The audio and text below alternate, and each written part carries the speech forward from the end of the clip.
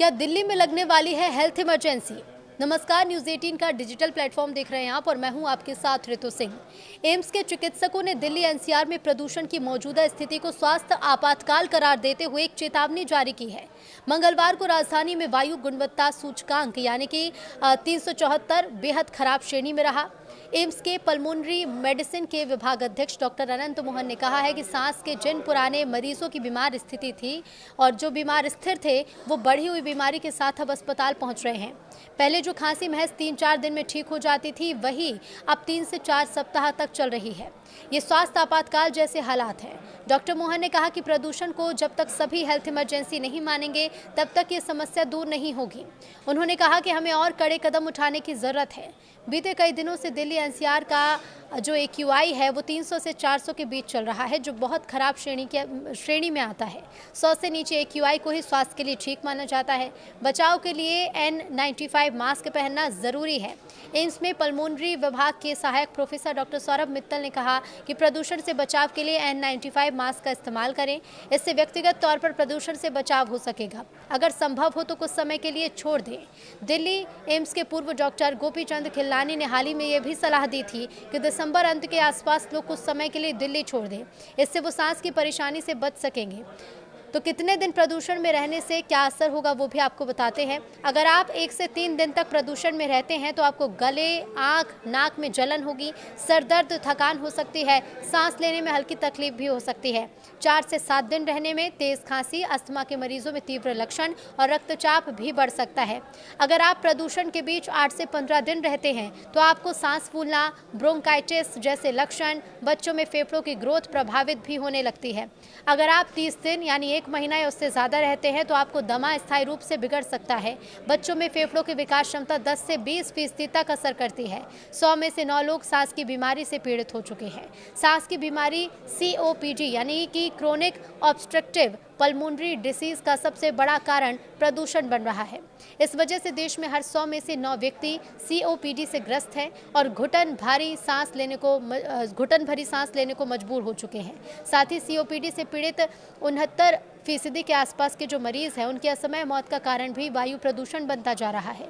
करीब 2 महीने पहले मेडिकल जर्नल लैंसेट और जामा में हाल ही में प्रकाशित अलग-अलग शोध पत्र से ये बात सामने आई है।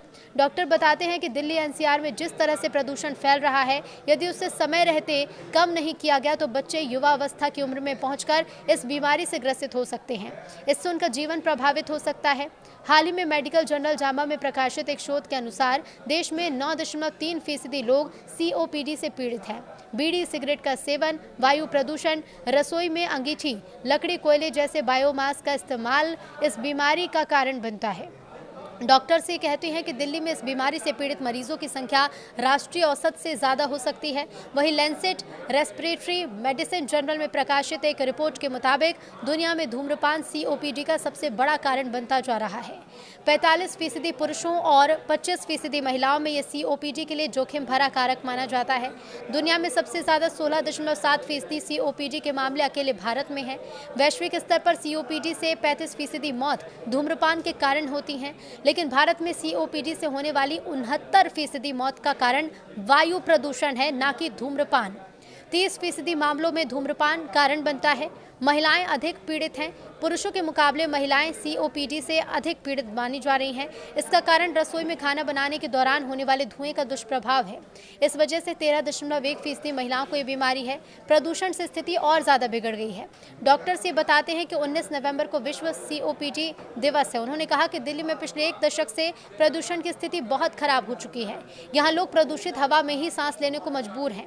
एम्स के पल्मोनरी मेडिसिन के सहायक प्रोफेसर डॉक्टर सौरभ मित्तल ने कहा कि कुछ दिनों के प्रदूषण से COPD की बीमारी नहीं होती, लेकिन मौजूदा दौर के बच्चे यदि 30 साल तक इसी तरह से प्रदूषण झेलते रहे तो उम्र के एक पड़ाव पर उनमें से कईयों को COPD हो सकता है। मैक्स अस्पताल के पल्मोनरी मेडिसिन के विशेषज्ञ डॉक्टर विवेक नांगिया का कहना है कि यदि प्रदूषण पर अंकुश नहीं लगा तो बच्चे अस्थमा और COPD से पीड़ित हो सकते हैं। इसके मरीजों को हृदय रोग सहित कई अन्य गंभीर बीमारियां होने का भी जोखिम है। 2% की प्रदूषण कमी में आ सकती है। है। तो देखिए, प्रदूषण के दुष्प्रभाव के बीच जामा में प्रकाशित शोध में एक उम्मीद भरी बात यह है कि अगले 25 साल में भारत में सीओपीडी का बोझ 2% तक कम हो सकता है।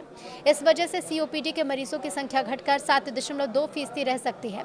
इसका कारण घरों की रसोई में बायोमास ईंधन का इस्तेमाल कम होना, एलपीजी, पीएनजी गैस का इस्तेमाल बढ़ना और वेंटिलेशन और औद्योगिक इकाई में प्रदूषण कम करने वाले अत्याधुनिक उपकरण का इस्तेमाल है।